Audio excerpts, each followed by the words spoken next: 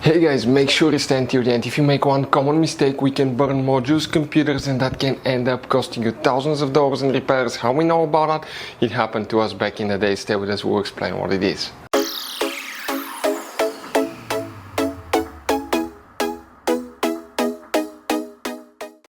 Hey guys, welcome back to World Mechanics. Thank you guys for watching and subscribing to the channel. Today guys will be super helpful video to any of you having a Dodge Jeep or Chrysler car, SUV, anything like that. It's built by the Stellantis Corporation practically. So all these vehicles will be built on the same platform. And if you wonder how to test guys, car battery. Now, common mistakes people make when testing a battery guys, something that they assume wrong, and we've seen people that replace transmissions, engine, computers, modules because of bad battery. That's not expensive to replace. Stay with us, we'll explain what it is. So before we start, let us tell you guys a little bit about us. Every single car we get here at the garage, we try to make at least 200 to 300 free repair videos. Why we guys do all that? Because our mission in the shop is to save you as much money as we can. All we need in return, please subscribe to the channel, like the video, that way we can keep making these free videos. We take them completely apart. We fix engines, transmissions, engine codes, fuses, relays. Guys, you can find information about almost anything you can think of.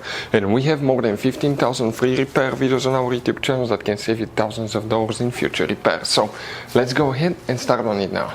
So guys, now let's talk about that for a second. We're going to test the voltage, and in a little bit we're going to test the batteries itself to show you how you easily can test your battery. Now, most people assume that having a voltmeter, okay, will be good enough to test car battery, right? You come, you check the voltage, and it tells you 12.87 volts, 12.88. Check this thing out. We have the battery tester here scanning 12.9. So you assume this is a good battery, right?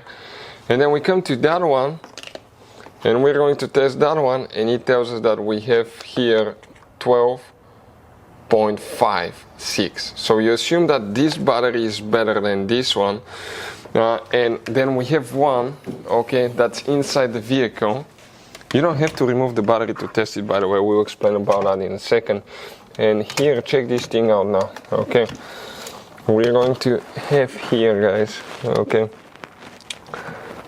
10.62. So you assume that this is the worst battery. Then this one is pretty bad, and that's the best one, right? Now, we'll prove you wrong, guys. Check this thing out now. We're going to come here. That battery is an AGM battery. Now, it's out of the vehicle. You just select if it's in or out of vehicle. This one is out of the vehicle. This one is after charge, okay? This one is AGM. And it's 800 cold cranking amps. So all we have to do, select 800, and it's going to test it.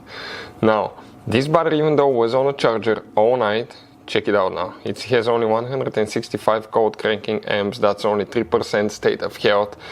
It says replace it. Voltage doesn't mean anything, guys. You may have really good voltage, but the battery may be short. Now we're going to test this one. This one is a 900 amp cold cranking amp battery. It's a 5-year battery. By the way, this one here, okay, that we just tested, was 11 years old. That one is a 12.58 volts, right? Out of the vehicle, before charge. This one hasn't been charged, it's been sitting here for a while. It's AGM battery, and this one is 900 cold cranking amps. Okay, it's testing now, guys. Check this thing out. Now here, that's going to tell you good battery, 960 cold cranking amps out of 900, so it's better than new, state of health 100%, even though this battery, guys, is a 5-year-old battery. And if you come here in the vehicle, okay, check this thing out, connecting the battery tester here. By the way, we'll put the link, we'll put the information about the scanner in the video, that way you can get one. They're cheap, affordable, and they can save you quite a bit of trouble. 10.66 volts, right? This one is in the vehicle, practically after charge, because yesterday we drove that car, guys, believe it or not, we drove it for 10 hours on a road trip, so that battery should be charged all the way, right? It's a regular flooded battery, and this one is rated at 730 cold cranking amps. So we're going to go to 730 now. Okay, right there, testing. Check this thing out now. what's going to say? Replace. Only 130 amps, state of health 7%. This battery is completely short, guys. So testing the voltage will not tell you if you have a good battery. You have to test, okay, the battery health and the cold cranking power. We've seen where people replace engine starters because of a weak battery, and they thought, okay, I have a good voltage, so it's okay. We've seen people replacing transmissions because when you have a weak battery, sometimes you may have funny acting transmission, you may get service transmission warnings, you may have hard shifts as well. We've seen people replace engine computers because they cannot get rid of engine codes and powertrain problems, guys. So always test your battery. Now, when replacing the battery, it's super important to know which battery terminal to disconnect and reconnect first. If you guys do it the wrong way, you can burn modules and computers that can cost you practically thousands of dollars in repairs. How we know about that?